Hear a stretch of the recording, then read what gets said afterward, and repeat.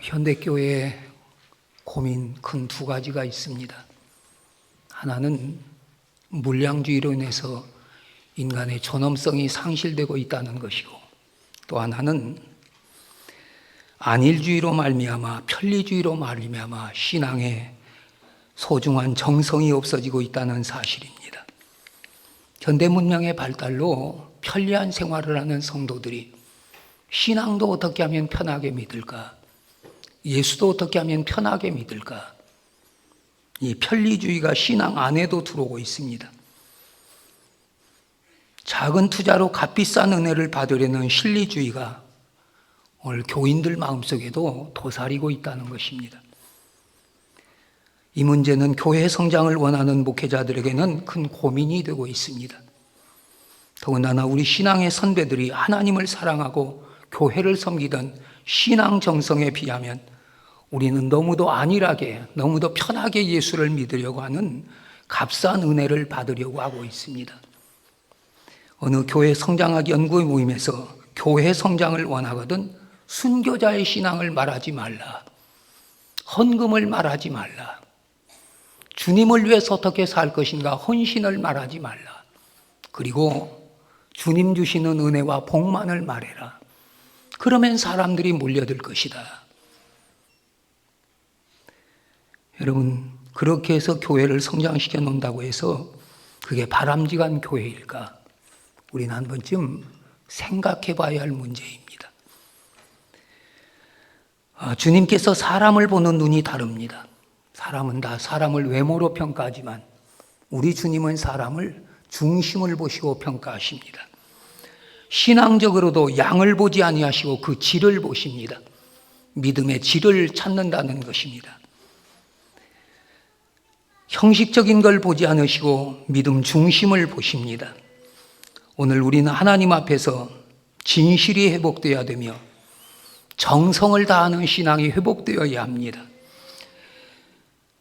주님께서 정성을 다한 신앙 행위에 대한 교훈을 오늘 본문 속에서 우리에게 교훈하십니다. 어떤 날 예루살렘 성전에 들어가셨습니다. 그리고 헌금함 옆에 앉아 계셨습니다.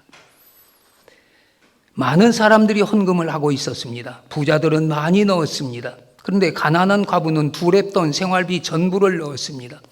주님은 제자들에게 말씀하십니다. 내가 진실로 너희에게 이르노니 저 가난한 과부는 이 헌금함에 모든 사람보다 많이 넣었느니라.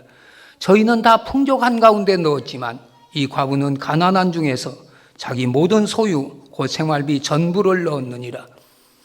복음이 전파되는 곳마다 이 가난한 과부와 마리아의 옥합을 깨뜨린 이야기는 두고두고 수많은 사람들의 심금을 울리는 증인이 되고 있으며, 오늘 또 가난한 과부의 정성을 본받아 쏟아 바치는 정성을 통해서 교회들은 성장하며 그리스도의 복음이 한치 한치 더 나아가고 있는 것입니다. 여러분, 이 땅에 수많은 교회가 있지만 어느 교회도 성도들의 헌신과 봉사를 통해서 이루어지지 않는 교회는 하나도 없습니다. 저희 교회도 마찬가지죠. 제가 이 교회에 부임했을 때 91년도 이런 일이 남았 참 가난한 교회였습니다. 첫 번째 부흥에 오신 강사님이 왜 대전 한복판에 있는 교회가 이렇게 가난해? 성도들을 시장 바닥이라도 내보내라고 사과 깨짝 하나 엎어놓고 거기에 고춧가루를 팔게 하고 사과를 팔게 해서 성도들이 11조를 통해서 하나님 복받는 가정들을 만들게 하라고 이런 부탁을 하고 가셨습니다. 제가 첫 대신방을 하고도 그런 설교를 했습니다. 어떻게 대전 한복판에 있는 교회가 이렇게 가난하냐? 내가 섬기던 장항동북교회는 과부들 교회이지만 모자원 중심의 교회이기 때문에 층층이 과부들이 있던 교회였습니다.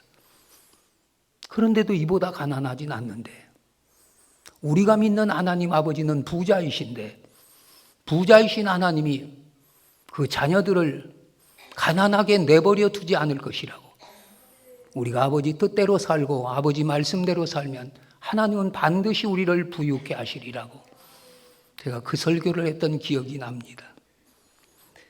오늘 이 가난한 과부의 헌금을 통해서 우리가 교훈받아야 할 건, 주님이 이 가난한 과부를 통해서 뭘 보셨습니까? 믿음을 보셨습니다. 주님은 오늘 또 우리에게서 믿음 보시기를 원하십니다. 가진 것이 많이 있다고 해서 많이 바치는 것도 아니고 가난하다고 해서 못 바치는 것도 아닙니다. 헌금은 반드시 믿음이 있어야 바칠 수 있습니다. 주님은 우리들에게 믿음이 있는가 없는가를 헌금으로 판단하십니다. 주여 믿습니다라는 고백으로 우리의 신앙을 보시는 것이 아니라 성도들의 정성을 통해서 주님은 믿음을 달아보십니다. 교회가 성장하고 부흥이 되는 것은 성도들의 정성이 쌓이기 때문입니다. 성도들의 희생이 쌓이기 때문입니다. 하나님은 왜 물질로 감사를 원하실까요? 하나님은 영이시니 물질이 필요한 분이 아닙니다.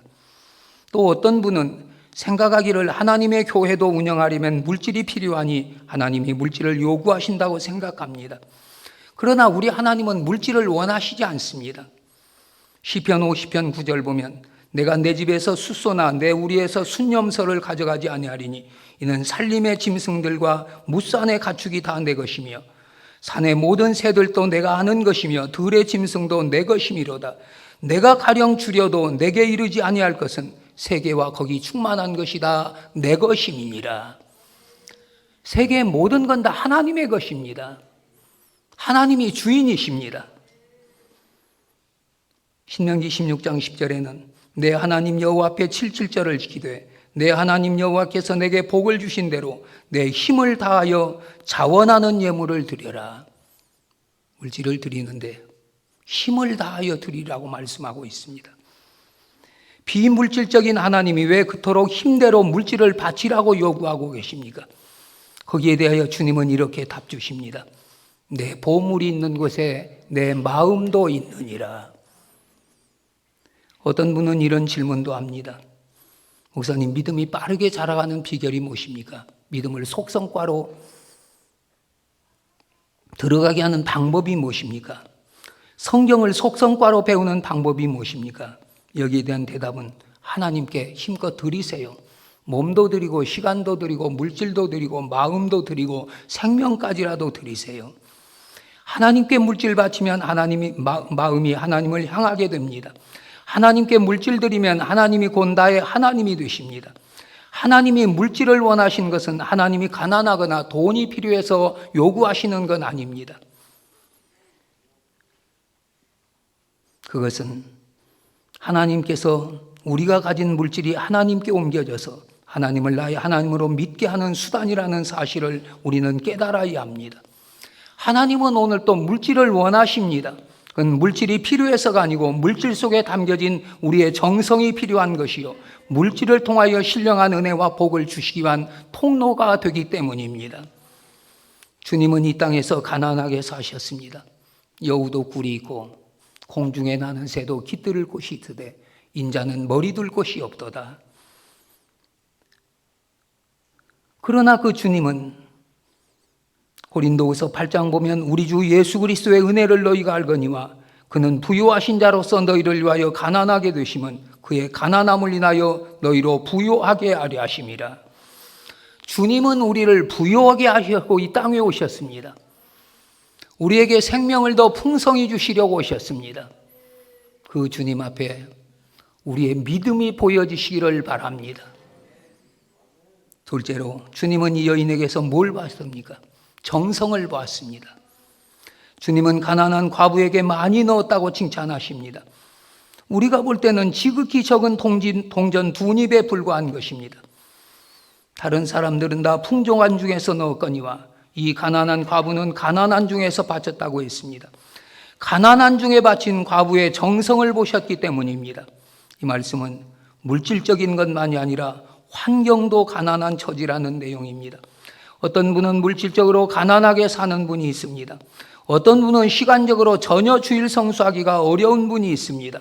어떤 분은 몸이 불편해서 의욕을 상실하고 자포자기할 수밖에 없는 상황에서도 믿음으로 살아가는 분이 있습니다. 어떤 분은 인간적으로 신앙생활이 어려운 핍박 속에 살면서도 이 가난한 환경 속에서 지극한 정성을 다하고 있습니다. 하나님은 가난한 환경에서 드리는 정성을 더욱 기뻐하십니다. 세계 백화점의 장시자 존 워너메이크가 있습니다. 그는 참 가난한 가정에서 태어나 어렵게 자랐습니다. 성전 건축을 위하여 구두 닦기를 시작해서 모은 돈으로 구차 안중에 자기 교회가 성전을 건축할 때 벽돌 한 마차를 바쳤습니다. 그러나 후에 100만 불을 들여 교회를 짓고 낙성식을 하면서 어렸을 때는 구차 안중에 적은 것을 드렸는데 지금은 이렇게 큰 성전을 지을 수 있게 되었으니 하나님이 그때 그것을 기억하시고 지금 이 큰 축복을 주신다고 감사했습니다. 그는 1년에 수만 불씩을 선교비로 내보냈습니다. 그가 어느 해 선교 현장에 가보고 싶어서 중국에 가봤습니다. 그때 마침 한 노인이 소 한 마리와 청년 한 사람이 같은 멍에를 메고 밭을 가는 걸 보았습니다. 워너메이커는 이상해서 노인에게 물었습니다.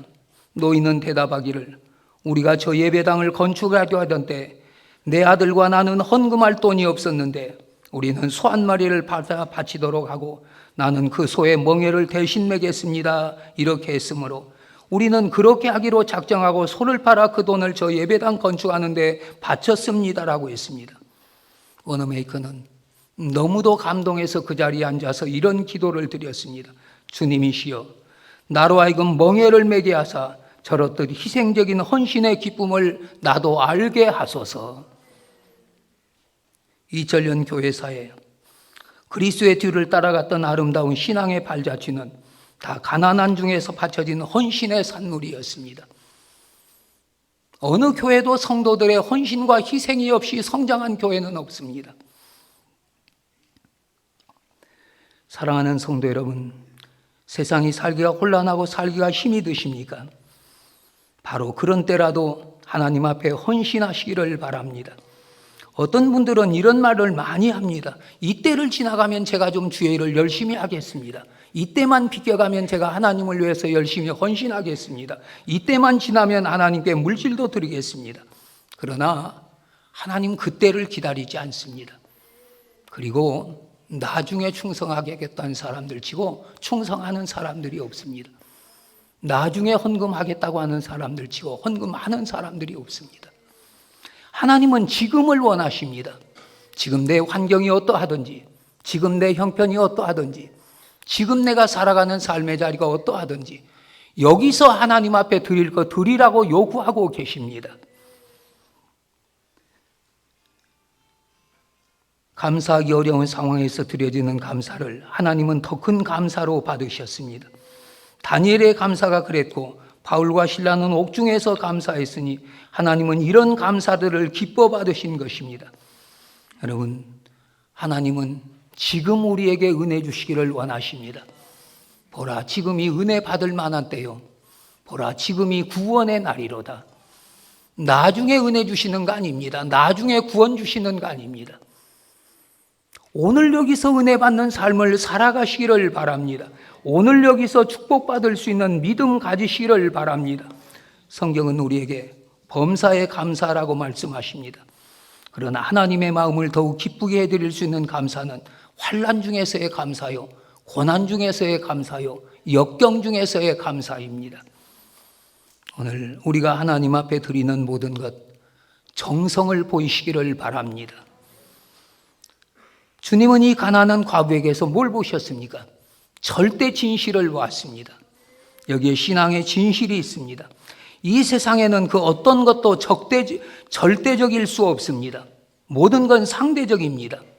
이 직장 다니다 싫으면 저 직장으로 가고, 이 집에서 살다가 실증 나면 다른 집으로 이사를 하고, 이 옷이 실증 나오면 다른 옷을 입으면 되고, 그러나 하나님을 향한 신앙은 절대적입니다. 믿어도 되고 안 믿어도 되는 그런 하나님은 아니십니다. 하나님이 내 삶의 전부여야 한다는 것입니다.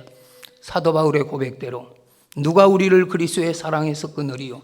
환난이나 곤고나 핍박이나 기근이나 적신이나 위험이나 칼이랴, 높음이나 깊음이나 다른 아무 피조물이라도 우리를 우리 주 예수 그리스도 안에 있는 하나님의 사랑에서 끊을 수 없으리라.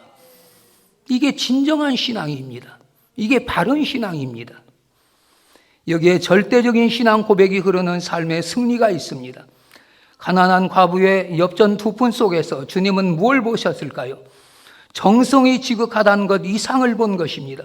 즉 자기 모든 소유, 생활비 전부를 넣었습니다. 이 과부는 자기의 전부를 드릴 수 있었습니다. 하나님을 위해서라면 많고 적은 것 가리지 않고 전부를 어느 때라도 내놓을 수 있는 신앙, 그것이 바로 주님께 생명 드리는 신앙입니다. 내 모든 것 다 드려 주의 하기 원합니다. 제가 평생 하나님께 드렸던 기도입니다. 내 모든 것 다 드려 주를 위해 살기 원합니다. 주를 위해 일하기 원합니다. 잊을 수 없는 질문 하나가 있습니다. 주님을 믿으려면 얼마만한 비용이 들까요? 라고 묻는 어느 분에게 대답하기가 참 곤란했습니다. 그래 다시 물었습니다. 비용이 어느 정도 들면 예수를 믿으려고 합니까? 담뱃값 정도만 들면 믿겠습니다. 그분에게는 그 정도면 됩니다. 이렇게 대답해 주었습니다. 똑같은 주님을 믿고 똑같은 하나님을 믿지만 믿는 비용은 다 각각 다릅니다.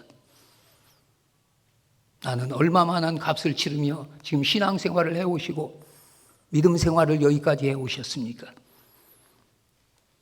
이런 말이 있습니다.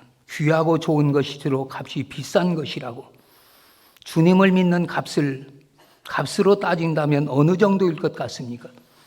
여러분의 집에 가보가 될 만한 것이 무엇입니까? 가장 비싼 것, 가장 값을 많이 지닌 것일 것입니다. 이것은 결코 상대적인 것입니다. 아무리 비싸도 값으로 환산하여 들 수 있는 건 상품입니다. 그러나 상품이 아닌 것들이 우리에게는 많습니다. 우리들의 자녀, 우리 생명, 아내, 신앙, 그건 상품이 아닙니다. 값으로 살 수 있는 것들이 아닙니다. 한마디로 말하면 전부입니다. 이것이 진정한 신앙 고백입니다. 오늘 주님은 우리에게 조용히 묻습니다. 너는 나를 따르는데 어느 정도 비용을 가지고 따르고 있으며 어느 정도의 값으로 나를 환산하고 있느냐고 묻습니다. 그 값은 각각 다를 것입니다. 하나님을 따르는데 드는 비용을 성경에서 찾아보시기를 바랍니다. 아브라함은 독자 이삭을 하나님께 드렸습니다. 모세는 자기의 생명을 들여 조국을 위해 헌신했습니다. 다니엘은 사자굴에 던져져야 했습니다. 사드락 메삭 아벳느고는 끓는 풀무불에 던져져야 했습니다. 스데반은 돌로 맞아 죽어야 했습니다. 베드로는 순교자의 죽음을 감수했습니다. 마리아는 300데나리온의 옥합을 깨뜨렸습니다. 가난한 과부는 자기 모든 소유, 생활비 전부를 바쳤습니다. 사랑하는 성도 여러분, 나는 어떤 값을 지불하며 지금까지 신앙생활해 왔으며 어떤 값을 가지고 하나님께 헌신하며 봉사하며 충성해 오셨습니까? 주님은 오늘 또 우리 정성을 찾으십니다. 내 정성이 하나님 앞에 인정받는 믿음 가지시기를 바랍니다. 결론입니다. 하늘나라에 가장 많이 넣는 자에게 하나님은 후히 축복해 주십니다. 하나님은 가난한 중에 정성껏 바친 사람에게 아낌없이 축복하십니다. 오래전 이야기입니다만 제가 장항에서 목회할 때 군산 비행장 옆 옥봉에 가면 비행장 쓰레기를 줍는 거지들이 사는 마을이 있었습니다. 한 가난한 과부는 땅굴 속에 살면서 하나님께 감사하며 11조를 바치고 새벽 기도를 참석하고 그 가난한 가운데서도 기쁨으로 살고 있었습니다. 그런데 어느 날 모으고 모은 돈을 하나님의 교회에 바쳤습니다. 그 돈은 거지 집에서 쓰레기를 주어 조그만 집을 마련하기 위한 돈이었습니다.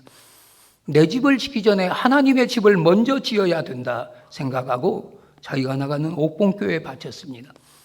목사님은 그 사람의 가난을 알았기 때문에 눈물을 흘리며 축복했습니다. 그날 밤 비행장 미군 군목이 꿈을 꾸었습니다. 하늘의 광채가 비치는 산골 마을에 예수님이 걸어가시더니 어느 기름종이가 덮인 움막집으로 들어가는 것이었습니다. 참 신기하고 생생한 꿈이었습니다. 다음 날 군목은 통역관의 인도로 꿈에 봤던 그 집을 찾아 나섰습니다. 눈물겨운 가난한 거지집에 설려나오는 감사의 기도와 찬송 소리를 들었습니다. 군목은 감격 속에서 그 가난한 과부를 만날 수 있었습니다. 그때 군목은 예수님이 찾아간 그 가난한 과부의 집에 가다가 기도해 주었고 꿈에 본 내용을 설명해 주었습니다. 그 후에 군목은 과부를 비행장 식당에 취직시켜 주었고 그 아들은 비행장 경비로 채용시켜 주었습니다. 군목이 본국에 돌아가 이 사실을 설교했더니 큰 농장을 경영하는 교인이 아들이 없었는데 그 모자를 데려다가 함께 살게 해 주었습니다. 그는 그곳에 살면서 가난한 군산의 고아들에게 장학금을 보내면서 사랑의 손길을 폈던 것입니다. 하나님은 가난한 중에 바친 정성을 귀중히 받으십니다. 그리고 아낌없는 축복을 부어주십니다. 아브라함은 하나밖에 없는 외아들 이삭을 바쳤더니 하늘의 별과 같이 빛나는 믿음의 후손을 기업으로 받는 축복의 조상이 되었습니다. 사르밧 과부는 흉년의 마지막 양식으로 엘리야를 대접하였더니 3년 6개월 동안 비가 오지 않는 수많은 사람이 굶어 죽어가는 데서도 기름통과 가루통에 기름과 가루가 마르지 않고 살아날 수 있었습니다. 우리 주님은 풍부한 중에도 바치는 정성도 기뻐하시지만 가난한 중에 바치는 정성을 더욱 기뻐하십니다. 오늘 또 주님은 우리의 정성을 눈여겨보십니다. 우리의 믿음을 보십니다. 우리의 정성을 보십니다. 우리의 절대 진실을 보십니다. 하나님 교회에 와서 여러분의 믿음이 하나님 앞에 인정받으시기를 바랍니다. 정성스러운 기도를 드리시기를 바랍니다. 정성스러운 헌신으로 봉사하시기를 바랍니다. 사랑은 빼앗기는 것입니다. 자녀를 사랑하는 부모는 자녀 때문에 물질도 시간도 마음도 다 빼앗기게 됩니다. 그러면서도 불평하지 않습니다. 사랑하는 여인이 생겼다면 진정한 사랑은 빼앗기고 있는 걸 발견하게 됩니다. 아직도 빼앗기지 않고 있는 건 사랑하지 않는 것입니다. 하나님을 사랑하는 사람은 시간도 물질도 재능도 생명까지도 즐거움으로 빼앗깁니다. 하나님 앞에 인색한 사람이 있다면 이는 하나님을 사랑하지 않는 사람입니다. 여러분, 하나님 사랑하시기를 바랍니다. 내 삶의 주인이요, 내 인생의 주인이요, 내 삶의 인도자요, 내 삶의 동행자요, 내 삶의 모든 것 되신 하나님 사랑하시기를 바랍니다. 그리고 여러분의 믿음이 하나님 앞에 인정받으시기를 바랍니다. 여러분들의 정성이, 여러분들의 진실이 하나님 앞에 인정받는 하나님의 종들로 살아가시기를 주님의 이름으로 축원합니다. 기도하시겠습니다.